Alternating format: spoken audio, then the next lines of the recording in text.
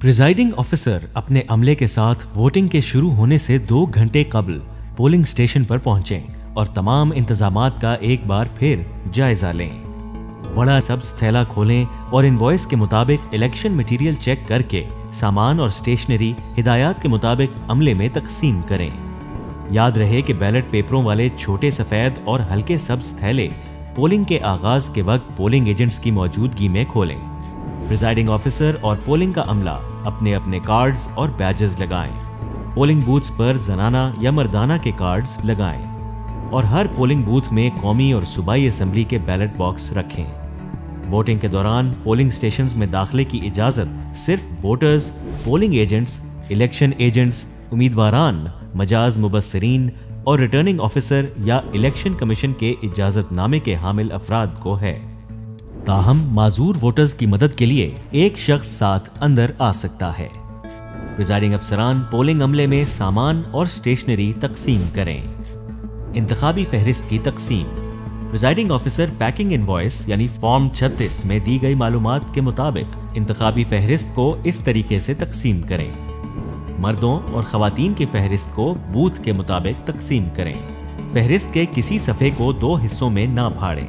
मुश्तरका polling station में अगर सिर्फ 2 बूथ हैं तो एक मर्द और एक खवातीन का होगा, लिहाजा इंतखाबी फहरिस्त में मर्द और खवातीन के हिस्से को अलहदा-अलहदा कर दें।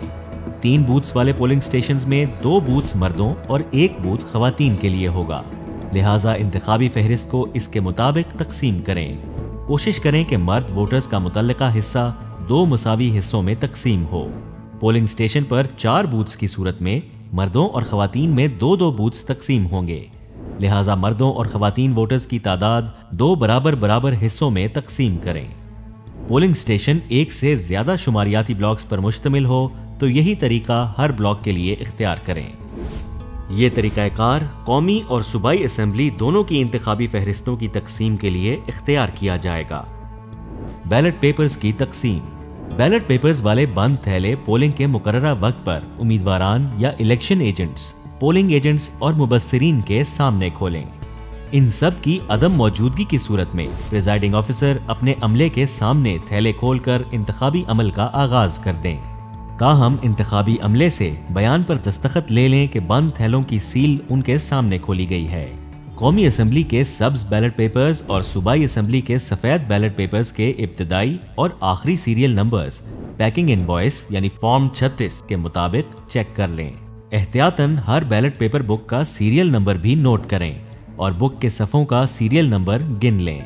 इस बात का ख्याल रहे कि किसी भी असिस्टेंट प्रिजाइडिंग ऑफिसर को एक वक्त में सिर्फ एक ही बैलेट पेपर बुक जारी की जाए। खाली बैलेट बॉक्स को पोलिंग स्टेशन में मौजूद उम्मीदवारों, पोलिंग एजेंट्स और मुबस्सिरीन को दिखाकर सील नंबर नोट करवाकर बैलेट बॉक्स को सील कर दें और इस अमल की तस्दीक मौजूद अफराद से फॉर्म 42 पर करा लें।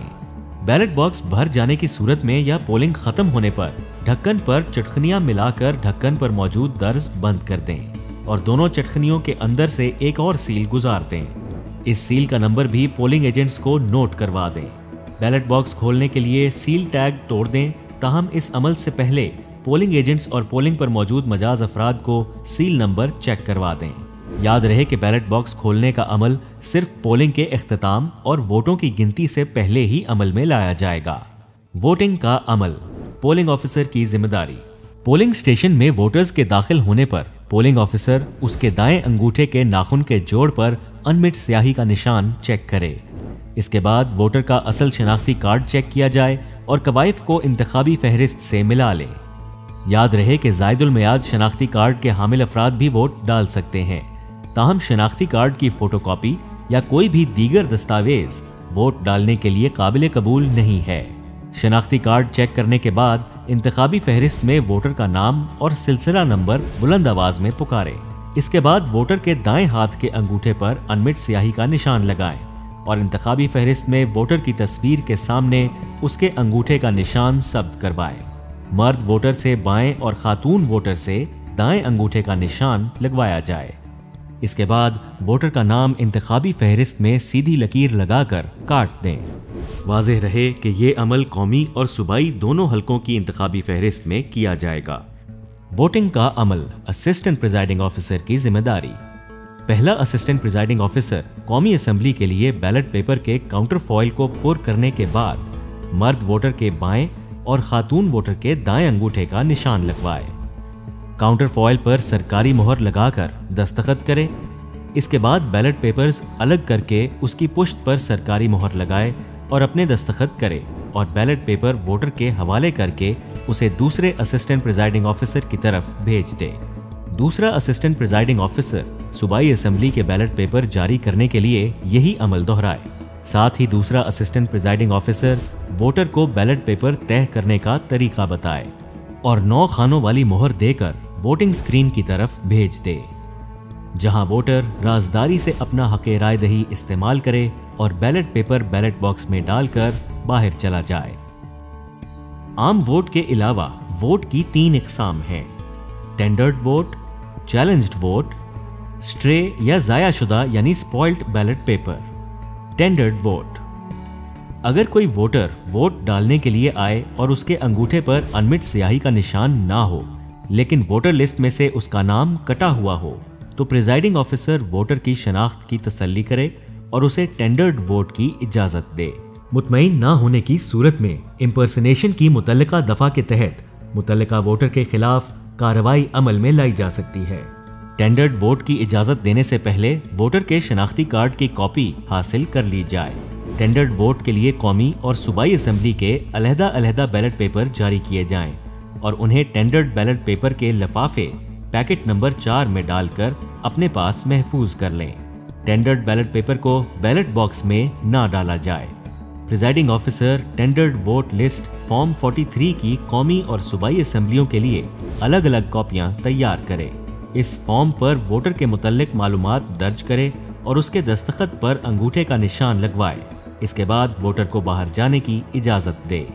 टेंडर्ड बैलेट पेपर्स की अलग से गिनती की जाए और फिर उन्हें कुल गिनती में शामिल किया जाए।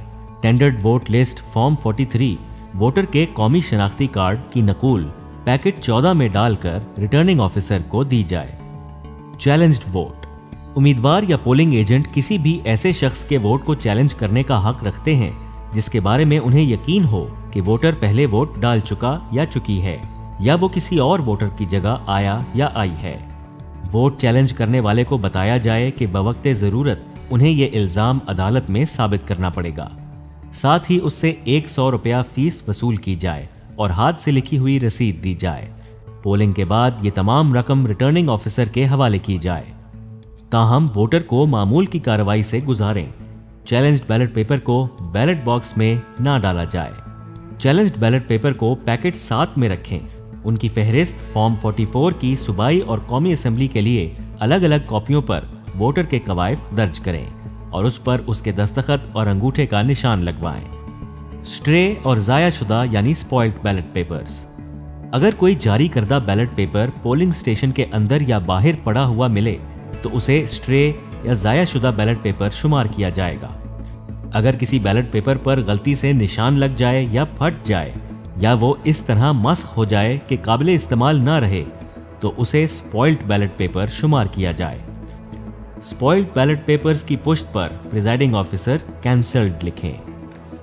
काउंटर फॉइल पर दस्तखत किए हुए बैलेट पेपर्स पर कैंसल्ड लिखें और जाया शुदा बैलेट पेपर को पैकेट 10 में डाल दें।